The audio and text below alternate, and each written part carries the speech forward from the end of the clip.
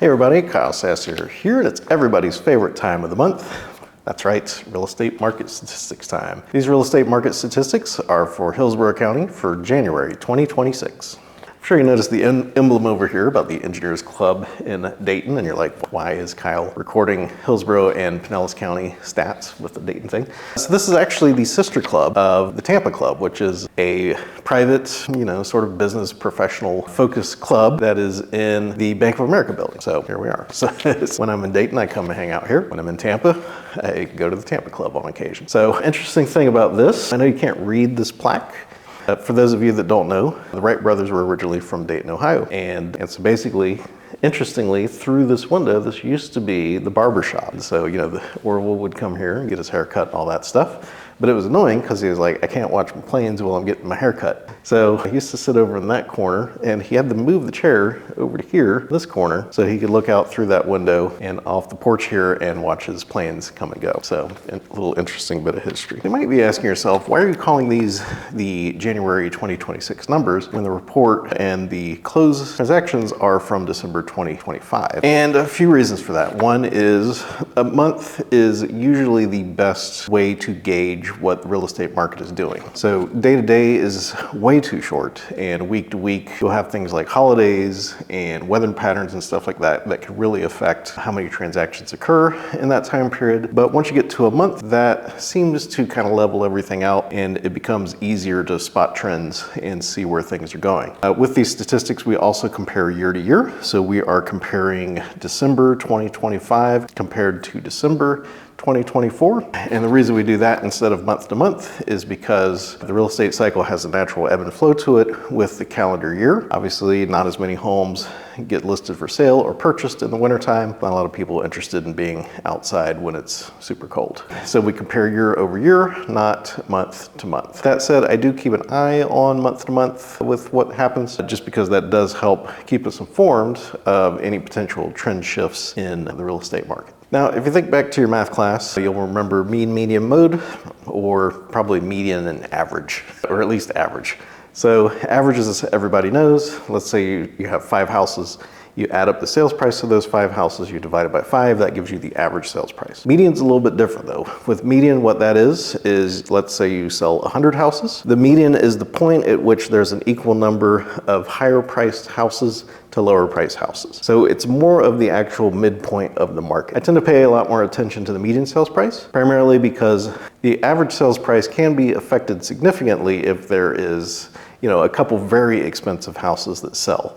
That will really pull that average up, especially as we've been in a little fewer sales than usual, historically speaking. So average tends to move around a little bit more. Median tends to be a little bit more of the true quote unquote middle point of the market, and it kind of removes the large outliers. All right, so let's dive into these Hillsborough County numbers. Closed sales was down 2.28% from 1,229 homes to 1,201 homes. Cash sales were down 18.73% from 267 to 217 homes. Median sales price was up 1.18% to $430,000. Average sales price was up 2.52% from $543,000.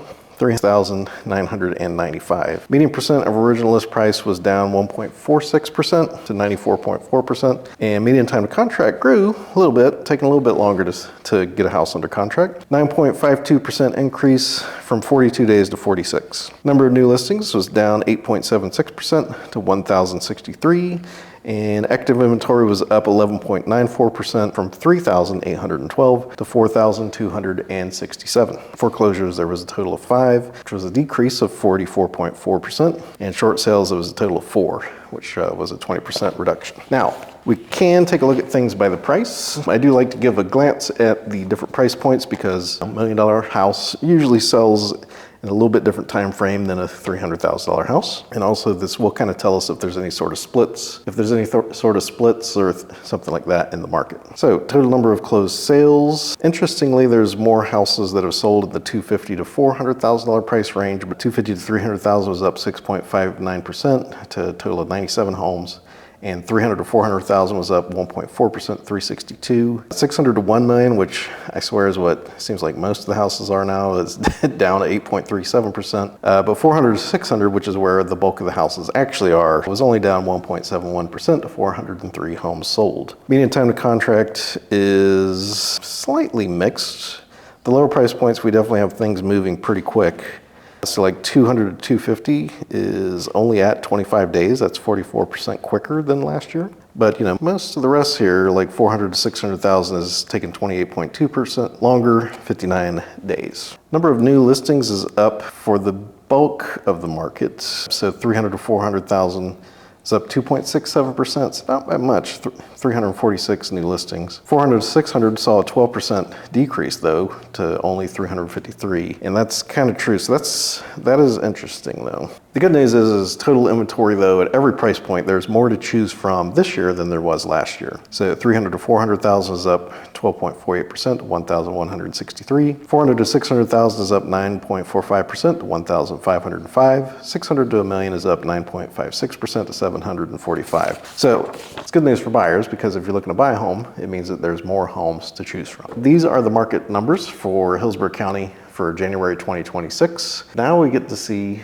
what it means. So what can we make of these Hillsborough and Pinellas County numbers? Is there a market shift in the works? If you've been watching this channel for a while, you will know that there's been some surprising things in the last year or so. First of which was 2 hurricanes came through. It really damaged a lot of the area, especially Pinellas County. The interesting thing that happened after that though is we did not see an immediate decline in the market. We actually saw a surge, especially on the Pinellas County side, as people that were displaced from their homes due to flood damage started buying up more homes. And so we actually had prices increase after the hurricanes, which is wild. The interesting thing, Hillsborough County wasn't as effective. There were definitely sections and neighborhoods that were impacted by the flooding and the hurricanes and stuff like that, but proportionally, not a lot of Hillsborough County. Whereas Pinellas County, St. Pete, Clearwater, the beaches, they were significantly affected. Now, here's what happens. And this is why I kind of put asterisks on a few of those numbers. So what happens is when you have a house that is flood damaged, what you immediately have to do, you have to tear out the drywall up to 4 feet. And once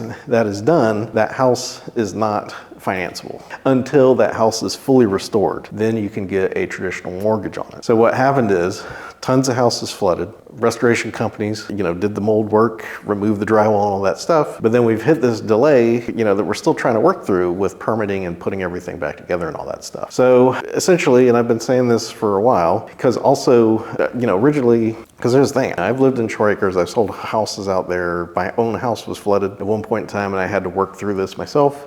And I was selling a house across the street whenever we went through this previously. What happens is the market splits whenever there is a significant damaging event like that. So you essentially have 2 markets. You have all of the houses that are flood damaged. Those can only be really bought with cash or by investors, people looking to take on like full renovations. It's very hard for just a Joe home buyer to buy that house. Even if they want to fix it up, navigating that process to try to get like a FHA restoration loan is, is very problematic. So essentially you have all these flood damaged homes, but they still show up in the MLS here, which means that they are still pulling those numbers. Now, if you watched my videos like 7-8 months ago, what had happened is the flood damaged homes around the coast had seen significant decreases, and my hunch was that those were dragging the rest of the county down on their median and average sales price. So what I did was I removed the flood damaged areas and looked to see what the interior part of the county was doing so far as housing prices go. And at that point in time, the interior part of the county, the home prices had actually gone up a bit. And this was also reinforced by Hillsborough County. So Pinellas County and Hillsborough County tend to follow each other. Pinellas County is usually priced a little higher than Hillsborough County, usually 20, 30, 40,000. But they tend to move at the same time, right? So like if one goes up, the other goes up. If one goes down, the other tends to go down. Unless there is some outside thing, which 2 hurricanes is definitely an outside event. But what's interesting is, so Pinellas County's kind of done this. Hillsborough County's basically held within this $10,000, $15,000 price band for 18 months now, 19, 20 months, almost approaching 2, we're getting close to 2 years at this point. And so what that tells me is there is enough demand in the area that home prices are being held. There has been a slight change on the Pinellas County side in that the interior part of the county, so prices have retracted from what they were a year or so ago, but not by much. You know, the numbers look like it is like a $40,000 price retraction. However, again, whenever we narrow it down to remove the flood damage stuff, you know, what are the houses that people can actually buy? What are those doing? Prices have pulled back a little bit, but we're talking like $8,000, $15,000, something like that. It's not catastrophic levels. So I know that's kind of a long explanation here. To break it down kind of, you know, too long didn't read or too long didn't watch. The quick breakdown of all that is the market is definitely softer than it was last year. So that doesn't necessarily mean that prices are crashing, and we know that prices aren't crashing because it's not showing up as significant median price reductions in either county. It just means that things take a little bit longer to sell, which shows up in time to contract starting to lengthen. But the other interesting thing is the total number of inventory, homes for sale, has been decreasing for the last 5 months, that's opposite of what usually happens. Normally, things slow down as we get deep into the fall and the wintertime, and we tend to build inventory as the number of buyers decreases. In this case, we've actually have fewer and fewer homes being available. Again, nothing like it was in 2021, but we do have fewer and fewer homes for sale, which tends to lead to shrinking time to contract and median home prices starting to move up. Time to contract is kind of the leading indicator on where the market is going to go. And so it's odd because we have increasing inventory, but you know, the median sales price isn't quite moving accordingly. So I feel like the market is softening up a little bit, and maybe we're going to have another run if we have a significant number of buyers come back, because hey, mortgage rates are lower than they have been in a couple years, so maybe. Or, you know, if some other storm or insurance issue comes up, maybe that'll drive the supply side where people just, you know, decide to pull up stakes. So the market is solidly soft is the odd way to describe it. Listings are definitely taking longer, definitely, you know, fewer showings across the board.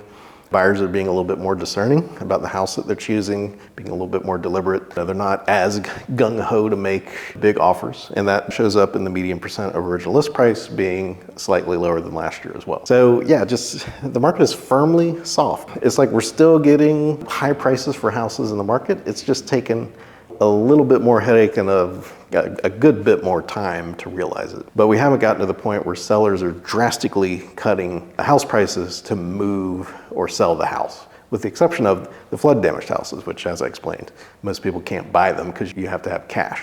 So that's what the market's doing. Overall projection, I do definitely feel that basically with all these things, and barring any unforeseens, I do think that we will probably see the market holding or a slight increase this year, especially with interest rates being low. That tends to be a very direct relationship. Interest rates go down, number of buyers comes up. That's a very direct corollary. But hey, I've been surprised before, and that's honestly one of the reasons why I do these videos, so that I can learn and analyze and see what the market's doing, and then I can share that information with you. So thank you so much for watching these market statistics. My name is Kyle Sasser. If you're looking for your own amazing home in the Tampa Bay area, I would love to help you out. You can reach me at 727-300-2111, or there's a link to my calendar in the description down below. Go there, click on that, choose the time that works best for you, and we can have a chat at your leisure. Other than that, if you just have any general questions or comments, you can leave that down below as well. I do pay attention to the comments, and I do try to respond to everyone that asks a question in any one of my videos. So thank you so much for watching this video. My name is Kyle Sasser, and I'll talk to you soon.